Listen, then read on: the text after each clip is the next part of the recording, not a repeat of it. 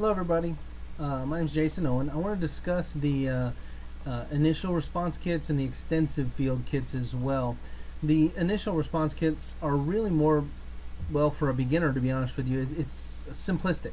It's got the fundamental things that you would need to do an investigation. However, the extensive field kits, a lot more stuff available to you. And it would seem that if those things are at your are available to you, if you have those resources, it would make sense to take them into the field, because evidence is time sensitive, and not having the right equipment can of course be a problem. However, cost is definitely going to be an issue when you're deciding which one of these field kits to have. My personal opinion that both are going to require a substantial investment.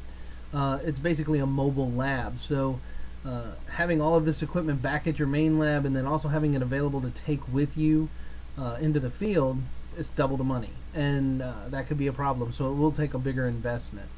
I wouldn't really add or remove anything from the kits just based off of what's listed in the text. What I would recommend, though, is depending on what your specific type of work is going to be, that will dictate the need for more equipment or less equipment.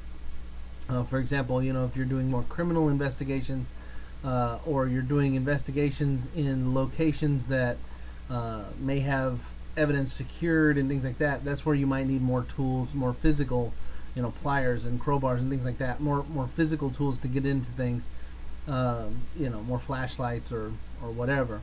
However, if you're doing more of a corporate investigation type thing, you may not need that equipment. So adding and removing items is really going to be determined based off of the type of work that you're going to be doing. Now, the type of work will influence your choices. It would seem that if you were doing more criminal investigations, and these are murder investigations and things like that, well, that could be more stressful. It just seems more critical, but I could see how that would make you more careful, or want to be more careful and more detailed in your investigation. But even if you're doing a corporate investigation, the quality and the level of detail should be the same. It should always be at its best. All the work, regardless of criminal or civil, would make you want to do you would want to do a good job. You would want to make sure that everything is maintained in a way that it can't be argued against you in court or thrown out. So ultimately, the type of investigation is going to change the need in the supplies. The kits can be expensive, and depending on the types of investigations you're going to be doing would determine if you need one of the more initial kits or the more extensive kits.